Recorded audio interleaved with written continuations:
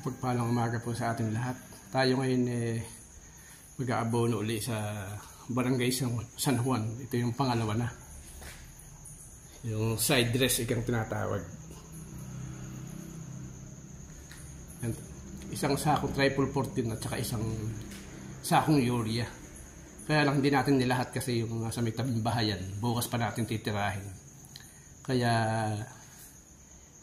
inihiwalay ko yung halos 3 timba. Tigi 1 kalahati ng complete saka urea. Narito na tayo ngayon sa may tower. Dito tayo dadaan. Ayan, diyan tayo papunta. Doon sa may mga post, sa may posting konkreto na yan.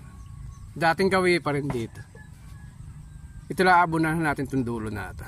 Yung Barangay San Juan. Ayan si Badoy.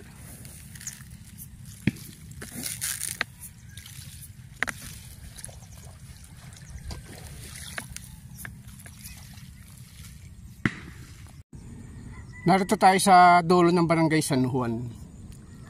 Ito naman, marami naman siyang tubig. Nandito tayo sa tower. Ayun ang bahayan.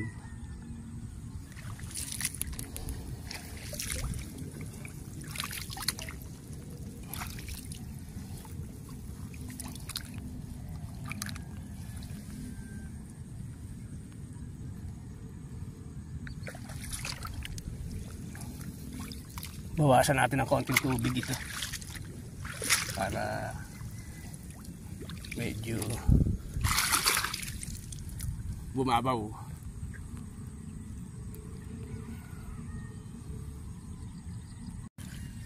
Ito yung pitak na bitin yung tagilid tsaka yung susunod na yan. Ang gagawin natin, hahatiin, ilalagay natin ng hati sa gitna, paayon, pa diretso, pa ganyan, paayon. Yan, katulad niyan, lalagay natin ng ganyan para yung tubig mapigil niya yung sa kabyak na yan. Ayan, sa parting kanan. Itong kaliwa okay lang ito kasi medyo mababa siya. Yung gawing kanan, yung kalahati na kanan, yan ang ating puproteksyonan sa tubig. Ayan, nagawa na natin yung isang diretso.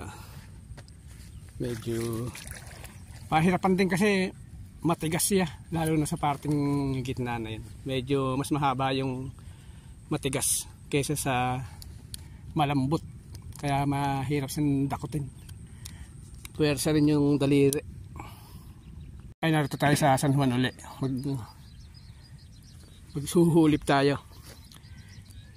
Gagamitin uli natin yung discarding malupit, yung mabilis na sigurado. Pero hindi na natin ibabalibag kasi may tubig. Ayan, mga isang bunot lang na ganyan. Ayan.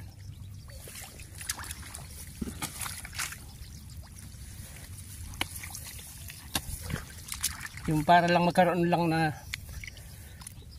yung para bang mayroon lang siyang tanim. Kasi pag hindi natin siya tinamnan, baka sabihin wala ba ikaw nagsasaka rito. Kasi medyo hindi magandang tingnan kasi bakante. Lalagyan lang natin siya. Katulad dito, dito. Ayan. Ayan, pero ikukuha na natin siya kasi malambot naman siya. Ginagawa lang yun pagka yung matigas talaga. Matigas yung lupa, yung putik.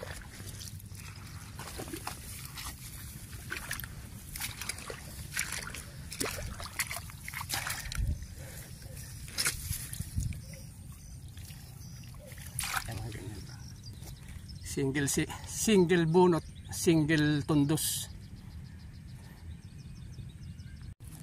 Ayan, tapos. Oh. Kasama pa hanggang sa may sulok na yan. Ito naman ang titirahin natin na huhulipan.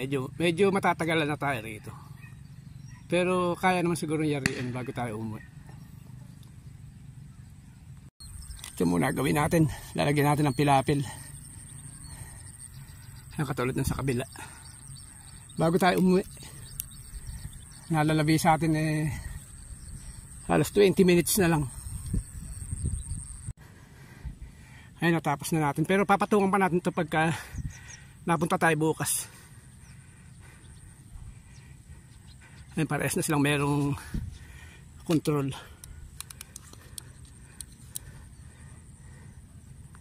Bumalik ulit tayo. At tayo para medyo makatapos-tapos tayo.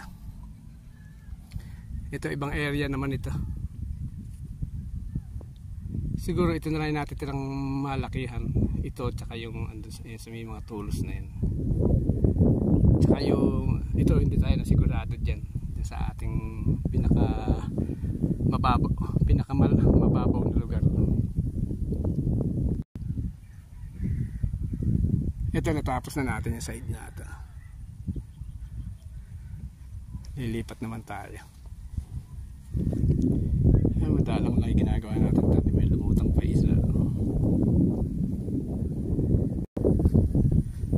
Ito yung kanginang pinwestuhan natin nung bago tayo umuwi. Hindi natin natapos ngayon lang. Binalikan lang natin itong makapananghali. Kahit ganyang madalang. Hybrid naman yan. Kaya tinatamnan natin silang ganyang kadalang. Kasi hybrid siya, yung 5017.